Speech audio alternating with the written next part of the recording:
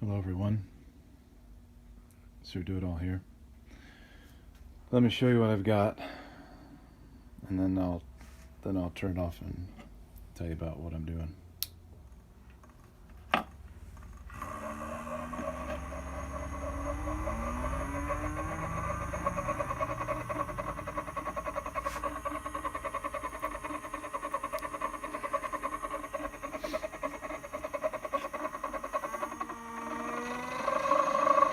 I decided to try my hand turning an alternator into a motor. This is nothing new. Many people are doing it. Many people have done it. Just simply buying a brushless DC motor controller, tapping the coils, tapping the coils for the stator, tapping the brushes for the field winding. Connect up 12 volts to both the field winding and the stator controller, motor controller, and you have a motor. Let me turn it off.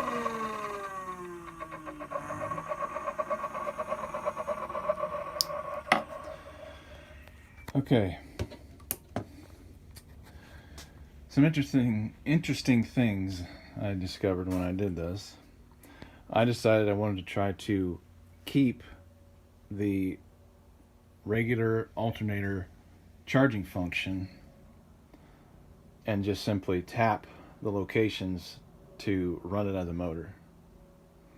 I did that mainly because I wanted to see if I was successful at it, and then buy another one of these alternators from Rock Auto. Great deal on these old Chevy alternators. I was going to buy a second one, place it here in place of this old motor, probably from the 60s or so. It just has too much of a startup current. And I would drive that alternator with the converted alternator as a motor. This would have two banks of batteries. These I just had on hand. Two banks of batteries. One battery is going to be charging. The other battery is going to drive a load. The load battery will never be on charge. The batteries will switch back and forth. I'll be using these high current relays that I got off Amazon. Two of those. The output of the alternator will switch between the batteries back and forth, and at the same time it will swap that with the output to a load, like an inverter. And that's actually my plan. I'm going to have an inverter here. So at the very same time that they switch for charging, they switch to drive the inverter. And then I'll have a large capacitor on that output to keep that output to the inverter stable. Okay, so I was going to drive this alternator with another alternator converted like this to a motor. I was going to have a flywheel attached to that same belt system over here. I'd drive that up, get that inertia stored, be a kinetic battery, and whenever the system gets loaded down in some way, like some larger load was attached to the inverter and started bogging down the system, I would have a timer set that would go back and forth to speed up the charging and the flip-flopping of the charging and the drive. That inertia battery with the flywheel would keep things going during those intermittent large draws, like startup currents for things like motors or or like my furnace. I want to be able to run my furnace in case I have a power outage. Okay. But as I did this, I left everything intact in the alternator, and I'll bring up some photos here. What I did was I just simply tapped the field windings with the brushes with these white wires, and I tapped the stator windings with the yellow wires. That way I can drive it as a motor. If I disconnect those, then it's back in charge mode.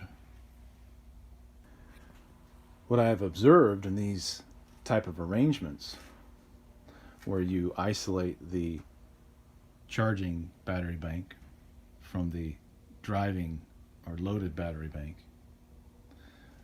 the drag on the generator, alternator, or whatever you got to charge the batteries is greatly reduced.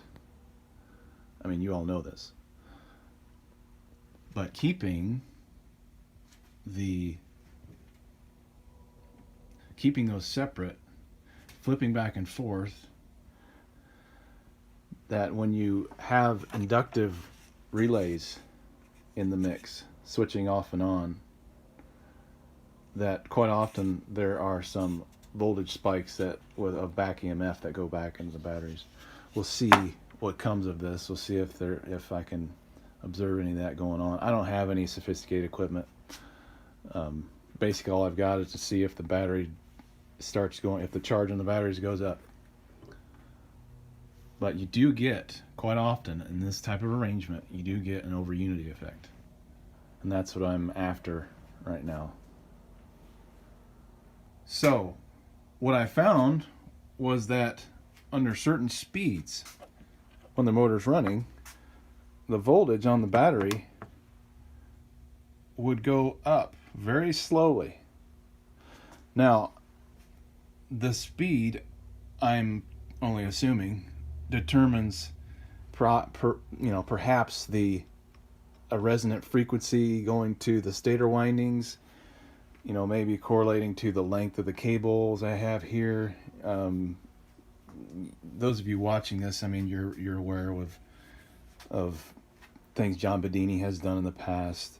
The Tesla switch, invented by Nikola Tesla, that switches between batteries, two battery banks switching back and forth between series and parallel, and how the back EMF in those switches goes back to charge the batteries, and you never deplete the dipole. Most of you are familiar with all that. Okay, it was just interesting that at certain speeds, if I got that just right, that I would see the voltage on the battery just ever so slightly going up. Now, I don't know what that is. I mean, I'd have to finagle with it. But it was very interesting.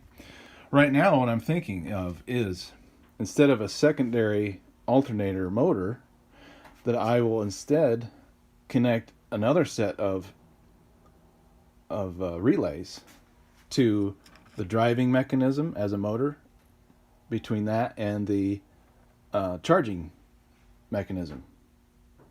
So I would spin up the flywheel, and then when that's up running fast, I can intermittently go back and forth between it being a motor and a charger. If you can get what I'm saying there. At the same time, these are switching back and forth with these high current relays. Those are switching back and forth at a different rate. This would I'm going to set this to a kind of a control circuit that monitors the speed, maybe with a tachometer, not a tachometer. Well, I guess some type of optical sensor that can read the RPMs of the flywheel. So when the flywheel comes down a certain speed, goes back to motor, spins it back up, and then vice versa. It keeps going back and forth like that. This is my first, I just got it set up as a motor to see if I could do it, and that's where I'm at. I will post some photos in here, you'll be able to see the schematics that I've got drawn so far. Some of them may be irrelevant now because I'm going to change the design, but I will show you what I had in mind. The first one shows the what I plan to do with it, but it doesn't show the flywheel. Now, eliminate that motor in your mind with a flywheel, and combine the motor concept with that alternator that's sitting there on the right. The next schematic here is what I have planned for the high current relays. The other relays that will control the on and off of the motor function, charge function, that'll come later. But that's what I got so far. I just thought I would share that, share the findings. So, hit the subscribe if you like, and the bell to be notified if you want to see more videos that come on this project. Thanks for watching. Talk to you later.